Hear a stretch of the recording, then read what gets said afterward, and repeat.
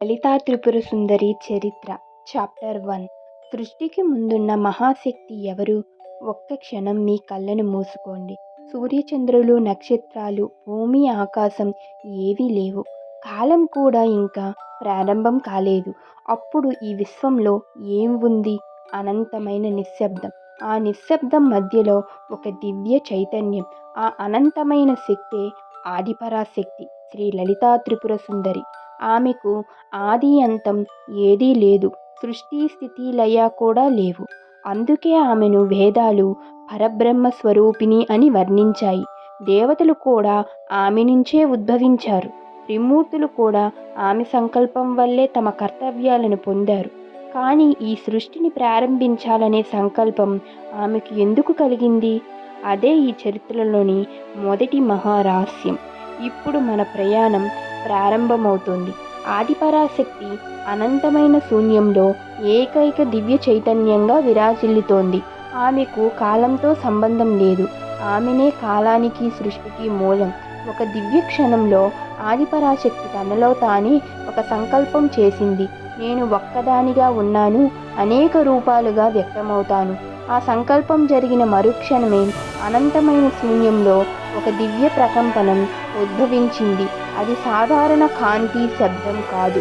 సృష్టి ప్రకటించిన మొట్టమొదటి స్పందన. పవిత్ర నాదమే ఓంకారనాదం. నిశ్శబ్దాన్ని చీల్చి దివ్యకాంతిని విశ్వమంతా వ్యాపించేటట్టు చేసింది. ఇప్పటి వరకు రూపం లేని విశ్వం ఆమె సంకల్పంతో రూపం దాల్చింది. ఇదే విశ్వ సృష్టికి తొలి అడుగు. కానీ ఆ ఓంకారనాదం తరువాత మొదటిగా ఏవి ఆవిర్భవించాయి? పంచభూతాలు ఎలా ఏర్పడ్డాయి? త్రిమూర్తులు ఎలా అవతరించారు? ఆ అద్భుత రహస్యాలను ఇప్పుడు తెలుసుకుందాం. ఓంకారనాదం విశ్వమంతా మారుమోగింది. దిక్కులు ఏర్పడ్డాయి. పంచభూతాల ఆవిర్భావానికి మార్గనిర్దేశం జరిగింది. సృష్టి, స్థితి, లయ ఈ మూడు దివ్య కర్తవ్యాలను ఆదిపరాశక్తి తన అనంత శక్తిలోనికి మూడు అంశాలను వెలికి తెచ్చింది. ఆ దివ్య సంకల్పం నుంచే సృష్టికర్త బ్రహ్మదేవుడిగా, రక్షకుడిగా మహావిష్ణువు, లయకారునిగా పరమేశ్వరుడు తమ తమ కర్తవ్యాలను ముగ్గురు పొందారు. శక్తికి మూలం ఒక్కరే, జగజ్జనని ఆదిపరాశక్తి. శక్తి లేకుండా ఏ కార్యము జరగదు. అందుకే భక్తులు ఈమెను సర్వశక్తి స్వరూపిణి అని స్మరిస్తారు. కానీ త్రిమూర్తులు ఆదిపరాశక్తిని మొట్టమొదటిగా ఎప్పుడు దర్శించారు? ఆ దివ్య దర్శనంలో ఏం జరిగింది?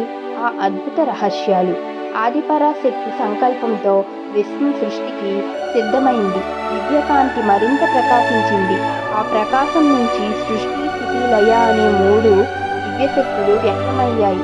ఆ శక్తుల ద్వారా బ్రహ్మదేవుడు సృష్టి బాధ్యతను స్వీకరించగా, మహావిష్ణువు జగత్తును రక్షించే బాధ్యతను, పరమేశ్వరుడు లయకారునిగా అవతరించారు. ఆ ముగ్గురు శక్తికి మూలం ఒక్కరే, ఆదిపరాశక్తి. ఆమె కటాక్షం లేకుండా ఈ విశ్వంలో ఏ కార్యమూ జరగదు. అందుకే శక్తిని ఆరాధించడం అంటే సృష్టి మూలాన్ని ఆరాధించడం అని మన భక్తులు ఆమెను జగదాంబిక అని ప్రేమతో పిలుస్తారు. సృష్టికి ముందున్న మహాశక్తి రహస్యం మనం తెలుసుకుందాం. కానీ ఆదిపరాశక్తి తన దివ్యశక్తిని త్రిమూర్తులకు ఎలా తెలియజేసింది? వారికి ఏ మహా ఉపదేశం చేసింది? ఈ రహస్యాలను చాప్టర్ ఫస్ట్ పార్ట్లో తెలుసుకుందాం. మీకు కనుక ఈ వీడియో నచ్చినట్లయితే లైక్ చేసి, సబ్స్క్రైబ్ చేసి ఫాలో చేయండి.